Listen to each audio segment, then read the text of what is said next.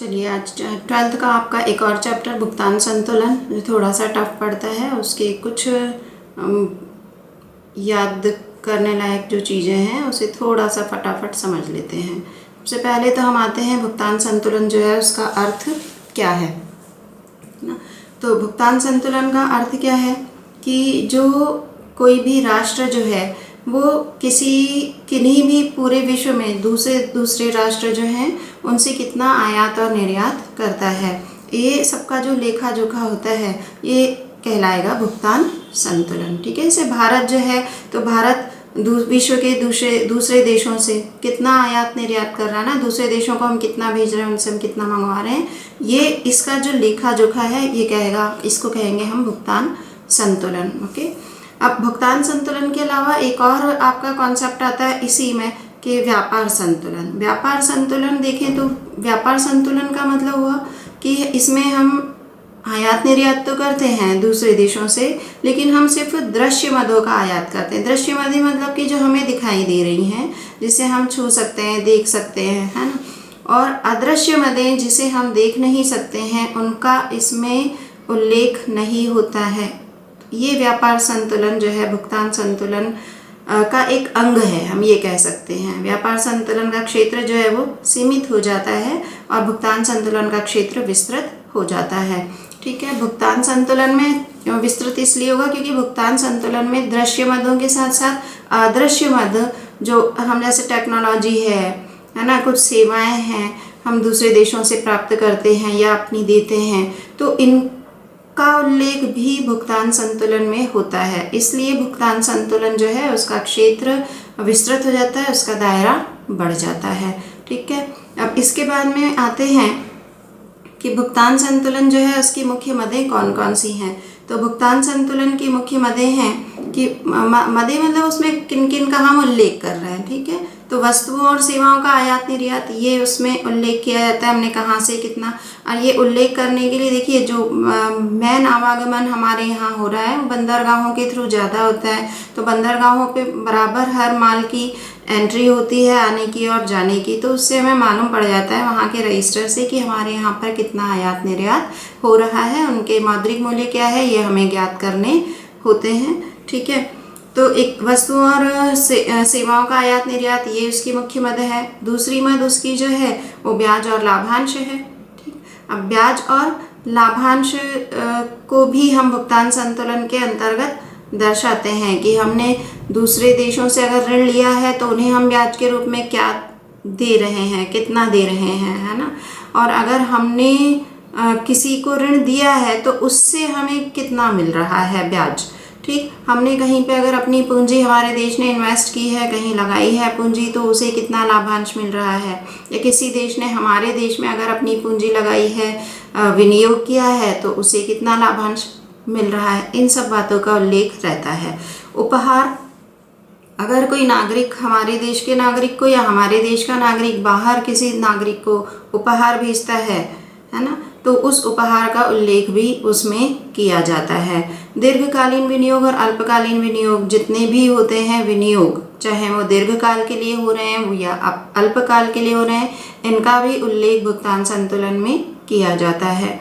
स्वर्ण का कितना आवागमन हो रहा है। स्वर्ण एक बहुमूल्य धातु है और उसके आवागमन का होना मतलब आवागमन कितना हो रहा है, कितनी मात्रा में हो रहा है, किन किन देशों से हो रहा है ना, ये सारा विवरण भुगतान संतुलन के खाते में दर्ज होता है।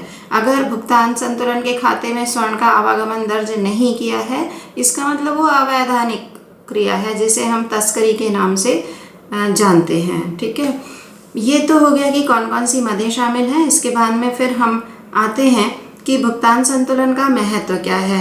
भुगतान संतुलन ज्ञात करना क्या जरूरी है। तो हाँ, बिल्कुल ज़रूरी है भुगतान संतुलन ज्ञात करना। क्यों? क्योंकि इससे हमें अपनी आर्थिक स्थिति का, अपने अंतर्राष्ट्रीय जगत में हमारी स्थिति का ज्ञान हो जाता है।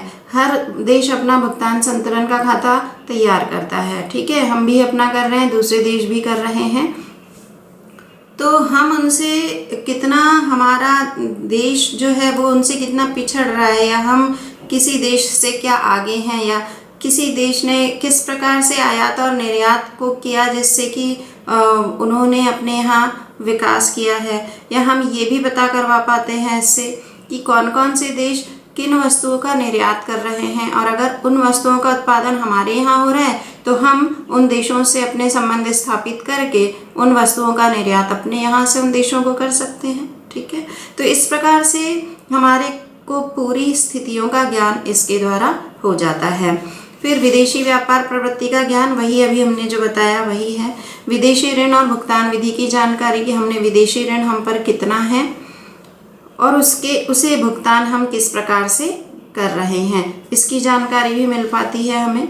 विदेशी विनिमय कोष की स्थिति का ज्ञान होता है हमें। विदेशी विनिमय कोष का मतलब क्या हुआ कि विदेश से आने वाले जो हमारे पास में मुद्राएं हैं उनका एक कोष हमें देश में निर्मित करना होता है। वो बहुत ज़रूरी होता है, क्योंकि जब हम यहाँ पर से बाहर जाते हैं तो हमें जिस देश में जा रहे हैं उस देश की मुद्रा की आवश्यकता होती है ना।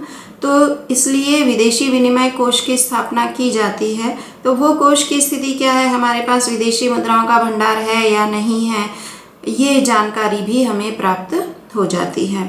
फिर मुद्रा के अवमूल्यन का प्रभाव, अगर मुद्रा का अवमूल्यन किया गया है ना, मुद्रा का अवमूल्यन सरकार करेगी। ठीक है, यहाँ मुद्रा अवमूल्यन और मूल्यह्रास मुद्रा का, ये दो शब्दों को थोड़ा सा ध्यान रखिएगा। मुद्रा का मूल्यह्रास का मतलब ये हुआ कि मुद्रा का जो बाजार की मांग और शक्ति, किसी देश की मुद्रा कितनी मांगी जा रही है और उसकी पूर्ति कितनी है। ठीक, ये मिलकर बाजार की मांग और पूर्ति की शक्ति मिलकर क्या करती है, किसी भी देश की मुद्रा के मूल्यों को ऊपर और नीचे करती है, बढ़ाती और घटाती है। ठीक, लेकिन जब किसी देश की सरकार को ऐसा लगता है कि उसके मुद्रा के मूल्य जो है वो बहुत कम होते जा रहे हैं, तो सरकार खुद क्या करती है, अपने देश की मुद्रा का अवमूल्यन कर देती है। ठीक है, तो अब जब अवमूल्यन होता है तो अवमूल्यन के साथ ही क्या होगा, विदेशी जो राष्ट्र हैं वो हमारी मुद्रा या हमारे यहाँ पर वो अपना आकर व्यापार करने लगेंगे।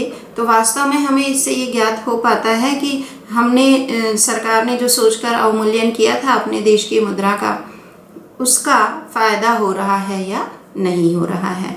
राष्ट्रीय आय पर प्रभाव पड़ता है भुगतान संतुलन का। ठीक है, राष्ट्रीय आय की जानकारी हमें मिलती है। फिर विभिन्न मुद्राओं वाले जो देश हैं, अलग अलग देश जो हैं, सभी के यहाँ की अपनी अलग मुद्रा होती है। तो इन देशों के साथ हमारी भुगतान संतुलन, हमारे भुगतान शेष की स्थिति क्या है ना, वो अनुकूल है उन देशों के साथ या वो उनके साथ प्रतिकूल है, इस बात का ज्ञान भी हमें इसी भुगतान संतुलन के कारण हो पाता है। सीधी बात है, अगर हम कोई ऐसा लेखा जोखा नहीं रखेंगे तो हमें अपनी आर्थिक स्थिति का, अपने विकास का, है ना, ज्ञान नहीं होगा। हम तुलनात्मक स्थितियाँ अपनी जान नहीं पाएंगे। तो इसलिए ज़रूरी है भुगतान संतुलन ज्ञात करना। असंतुलन क्यों है ना, हमने विशेषताओं में पढ़ा है कि भुगतान संतुलन हमेशा संतुलित रहता है। ऐसा हम पढ़ रहे हैं क्योंकि संतुलित किया जाता है ना, उसे बैलेंस किया जाता है एटलास लाके। वास्तव में भुगतान संतुलन जो होता है वो अनुकूल भी हो सकता है और वो प्रतिकूल भी हो सकता है। इसके लिए हम ये शब्द यूज़ करते हैं, भुगतान संतुलन अनुकूल है। अनुकूल है इसका मतलब क्या हुआ कि किसी देश के ऊपर विदेशी कर्जदारियाँ नहीं है। प्रतिकूल है का मतलब ये हुआ कि किसी भी देश के ऊपर विदेशी कर्जदारियाँ हैं, है ना। अगर भारत के ऊपर बहुत सारा कर्जा है तो इसका मतलब क्या हुआ कि भारत का भुगतान संतुलन प्रतिकूल है। और अगर भारत के ऊपर कर्जा नहीं है तो इसका मतलब हुआ कि भारत का भुगतान संतुलन अनुकूल है, उसके पक्ष में है। ठीक है, लेकिन वास्तव में अगर हम देखें तो भुगतान संतुलन भारत का जो है वो प्रतिकूल है।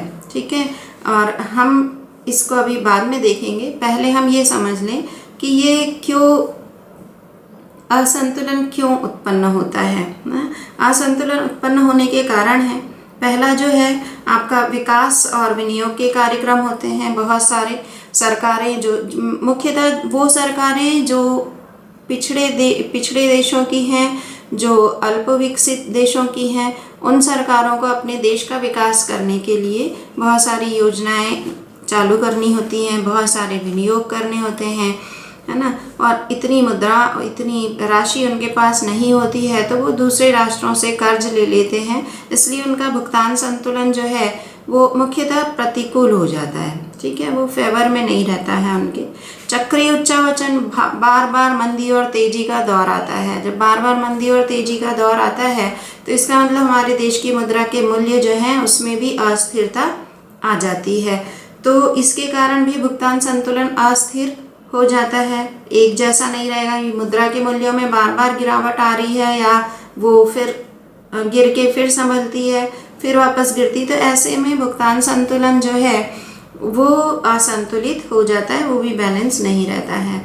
आय और कीमत के प्रभाव बराबर पड़ते हैं भुगतान संतुलन पर। ठीक है, विनियोग और उत्पादन में अंतराल, विनियोग किया जाता है और जब विनियोग किया जाता है तो उत्पादन तुरंत नहीं होता है ना। आपने किसी जगह विनियोग किया, विनियोग करने के बाद में एक प्रोसेस होता है कि अब आपने विनियोग के साधनों को इकट्ठा किया है, विनियोग किया है, फिर उत्पादन होगा, फिर बाजार में जाएगा, बिकेगा, है ना। तो ये एक लंबा प्रोग्राम होता है, आय प्राप्त होने में समय लगता है। तो इस ड्यूरेशन पीरियड में भी हमारा भुगतान संतुलन जो है वो असंतुलित हो जाता है।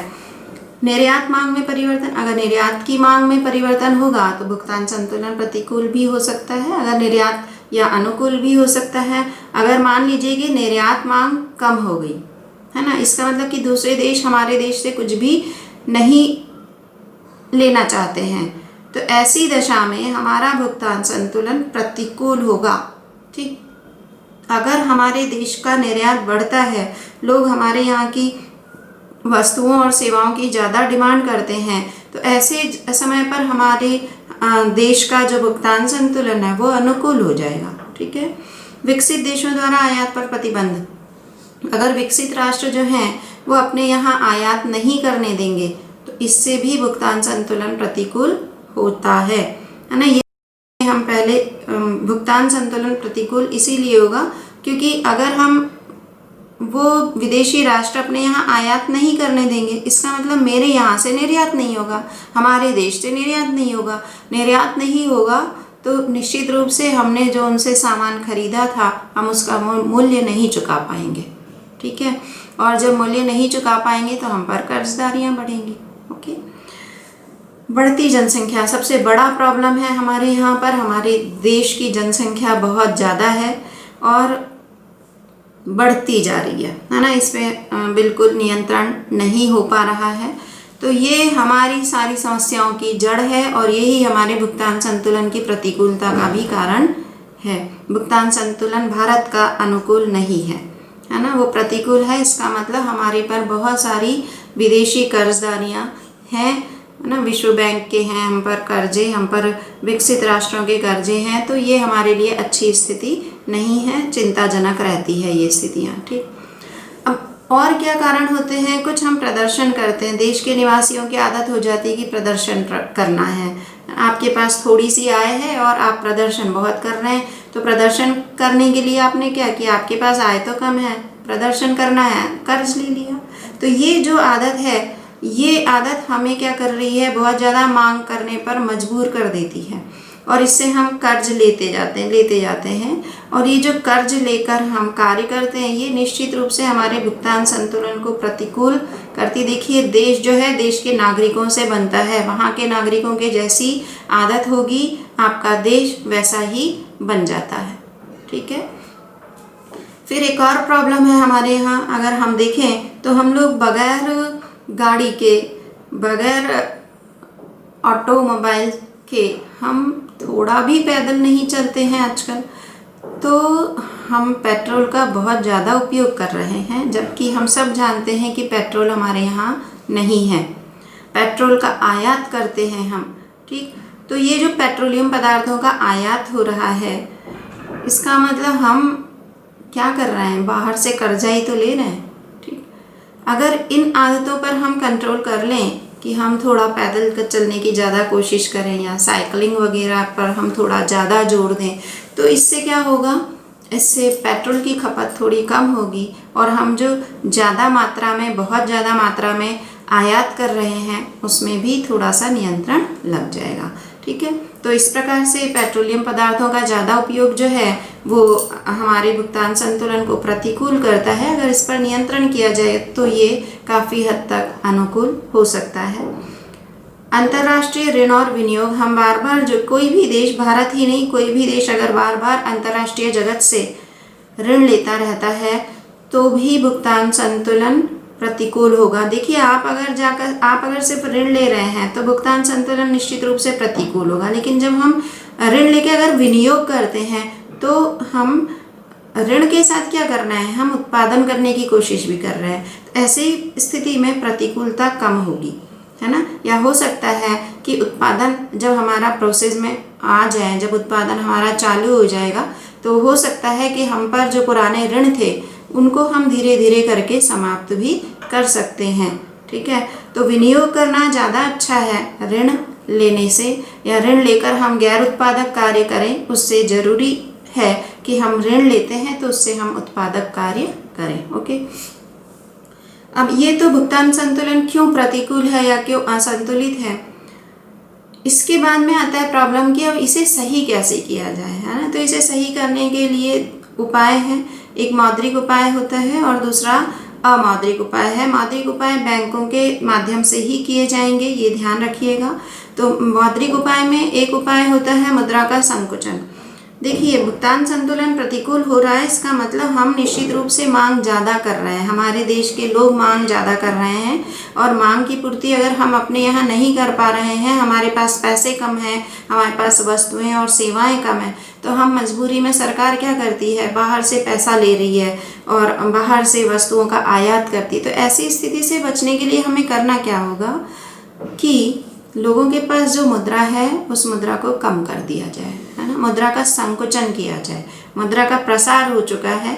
मुद्रा का प्रसार मतलब मुद्रास्फीति की स्थिति आई हुई है अगर देश में, तो उसे हमें क्या करना रहेगा, सरकार क्या करेगी उसको कि मुद्रा का संकुचन करेगी। देश में जो लोगों के पास अनावश्यक रूप से मुद्रा बहुत ज़्यादा है उसे कर के माध्यम से, सार्वजनिक ऋण के माध्यम से, है ना, वो वापस लेती है सरकार। ठीक है, तो इस प्रकार से वो मुद्रा का संकुचन कर सकती है।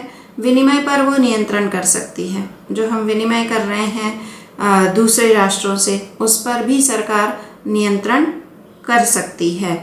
अवमूल्यन अभी मैंने आपको बता दिया। हम क्या करेंगे, बाहरी राष्ट्रों के लिए अपने देश की मुद्रा का मूल्य कम कर देते हैं। सरकार बाहरी राष्ट्रों के लिए मुद्रा का मूल्य कम कर देती है और इसी को हम अवमूल्यन कहेंगे। ठीक है, अमौद्रिक उपाय होते हैं कुछ। अमौद्रिक उपायों में आयात कोटा फिक्स कर दिया जाएगा कि इससे ज़्यादा आयात नहीं किया जाएगा, है ना।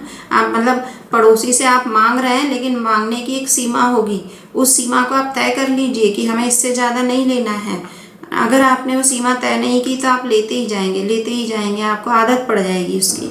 तो वो कोटा नियंत्रित कर दिया जाता है। वो कोटा नियंत्रित होता है सरकार के द्वारा, और आयात जितना भी किया जा रहा है उस आयात पर कर लगा दिया जाए, है ना। जब कर लगेगा तो वो जो देश हमें आयात कर रहा है उसके लिए भी वो महंगा होगा, और जो आयातित वस्तु पर अगर कर ज़्यादा मात्रा में लगाया गया है तो वो वस्तु हमारे देश में आकर महंगी बिकेगी। इससे हमारे यहाँ के लोग जो उसे बहुत ज़्यादा खरीद रहे थे वो खरीदना बंद कर देंगे।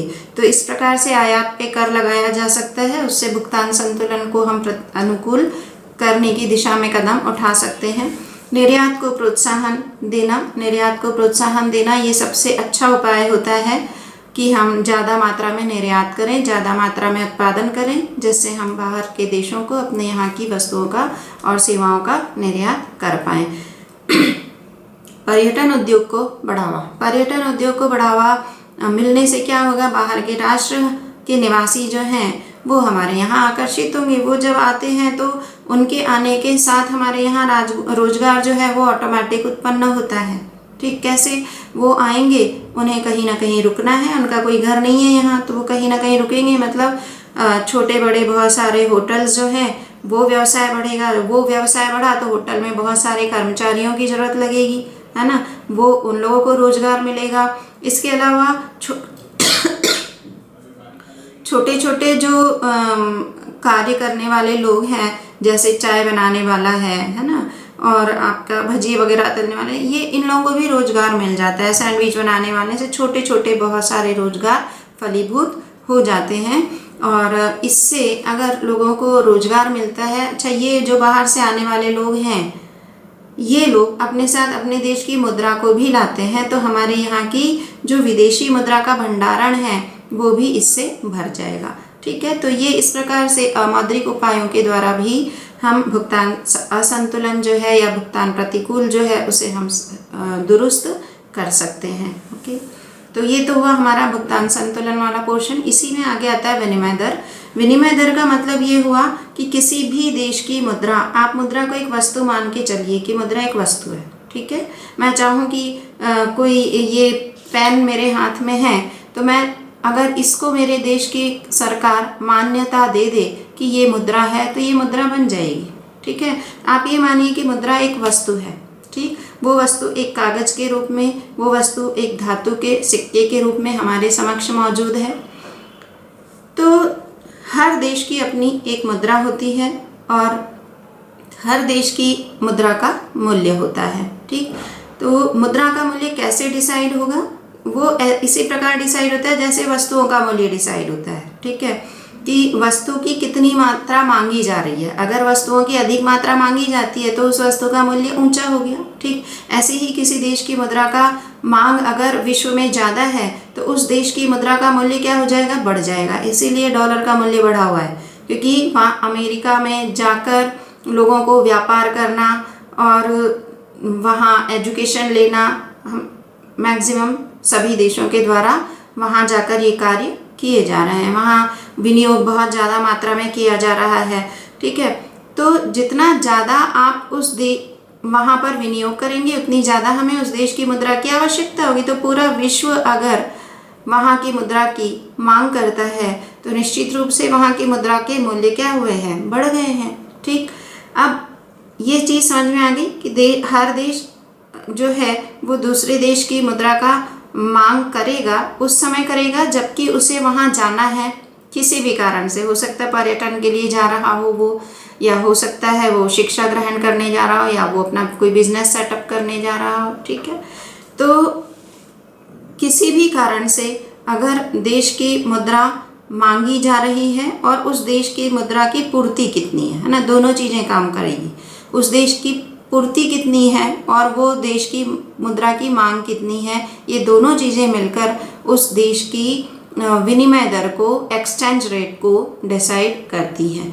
हर देश की मुद्रा का मूल्य अलग अलग होता है, इसलिए हर देश के साथ विनिमय दर भी अलग अलग होगी। ठीक है, तो ये ध्यान रखिएगा। विनिमय दर का मतलब सीधा सा ये है कि दो देशों की मुद्राएं आपस में जिस दर पर आदान प्रदान करती हैं वो विनिमय दर कहलाएगी। ठीक, अब ये विनिमय दर जो है वो दो प्रकार की है।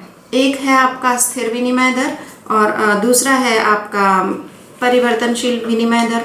तो स्थिर विनिमय दर में सरकार तय कर देती है कि हमारे देश की मुद्रा जो है वह किस एक्सचेंज पर दूसरे देश के साथ में, किस दर पर दूसरे देश के साथ में एक्सचेंज की जाएगी, विनिमय की जाएगी। तो जब सरकार फिक्स कर दे अगर ये दर, तो इसे कहेंगे हम स्थिर विनिमय दर। जब हमारे देश की मुद्रा में बार बार उच्चावचन आते हैं, उसकी मुद्रा के मूल्यों में बार बार कमी और वृद्धि होती है, तो ऐसी दशा में क्या होता है, जो विदेशी होते हैं वो हमारे देश की मुद्रा में विश्वास नहीं करते हैं। उस विश्वास को बनाने के लिए फिर सरकार अपनी तरफ से स्थिर विनिमय दर को अपनाती है ना। और जो दूसरा एक और है परिवर्तनशील विनिमय दर, इसमें बाजार की शक्तियां जो है मांग और पूर्ति वो स्वतंत्र रूप से अपना कार्य करती हैं और किसी देश की मुद्रा के मूल्य को निर्धारित कर देती हैं और वही विनिमय दर को निर्धारित करती है। ठीक, तो इस प्रकार से ये विनिमय दर डिसाइड होता है और इन सभी के गुण और दोष अलग अलग हैं, है ना, ये आप पढ़ लीजिएगा। एक और है प्रबंधित या तैरती हुई विनिमय दर प्रणाली, उसे भी थोड़ा सा मैं डील कर देती हूँ आपको। जो प्रबंधित या तैरती विनिमय दर प्रणाली है उसमें विनिमय दर जो है, विदेशी विनिमय दर जो है, उसका निर्धारण बाजार की शक्तियों द्वारा तो होता ही है, किंतु इसमें केंद्रीय बैंक जो होता है वो केंद्रीय बैंक भी अपना हस्तक्षेप कर सकता है। ठीक है, वो अगर देखता है कि हमारे देश की मुद्रा जो है उसका मूल्य बहुत ज़्यादा कम हो रहा है, तो केंद्रीय बैंक खुद एक कस्टमर बन के वहाँ पर डील कर सकता है। तो इसको कहेंगे हम प्रबंधित या तैरती हुई विनिमय दर प्रणाली। ठीक है, एक होता है संकर प्रणाली। अब संकर का मतलब यहाँ पे क्या है, दो प्रणालियों का सम्मिश्रण। ठीक, तो अगर स्थिर विनिमय दर प्रणाली और परिवर्तनशील विनिमय दर प्रणाली, इन दोनों का सम्मिश्रण हो जाता है तो ये कहलाती है संकर विनिमय प्रणाली। ठीक, अब इसके बाद में फिर हम एक और देख लें, विदेशी विनिमय की मांग। मैंने ये पहले बता दिया, विदेशी विनिमय की मांग कौन करता है ना, जो व्यक्ति वहाँ जाने वाला है। मान लीजिए हमारे यहाँ से मैं बाहर जाने वाली हूँ। ठीक है, अब मैं शिक्षा ग्रहण करने वाली हूँ बाहर जाके, तब भी मैं अगर बाहर जाऊँगी, विदेश में जाऊँगी, तो मुझे उस देश की मुद्रा की आवश्यकता होगी, है ना। तो मैं क्या करूँगी, उस देश की मुद्रा की मांग करूँगी। ठीक, तो ये मांग की गई घरेलू निवासियों के द्वारा। और क्यों की गई, बहुत सारे कारण हैं। हम घूमने जाना चाहते हैं, हम शिक्षा प्राप्त करने जाना चाहते हैं, या हमारा अपना कोई वहाँ हम व्यापार वगैरह स्थापित करना चाहते हैं, तो इसलिए विदेशी विनिमय दर की मांग की जाती है। ठीक, और उसके बाद में फिर पूर्ति कौन करता है, तो पूर्ति जो है वो क्यों की जाएगी, कौन करेगा, तो वो देश करेगा पूर्ति। ठीक है, अपने यहाँ की मुद्रा की। ठीक, अब ये सब सट्टेबाजियों को भी प्रोत्साहन देती हैं। सट्टेबाजी एक अलग कॉन्सेप्ट है, इसके बारे में हम कभी बाद में बात करेंगे। ठीक है, करेंसी का जैसे मूल्य बढ़ जाएगा या करेंसी का मूल्य घटाना है, तो सट्टाबाजी इसमें बहुत अहम भूमिका निभाती है। ठीक, चलिए मैं इसके साथ ही इस चैप्टर को यहाँ ख़त्म करती हूँ। और मेरे ख्याल से बहुत जो मेन चीज़ें थी उसको मैंने हाईलाइट कर दिया है।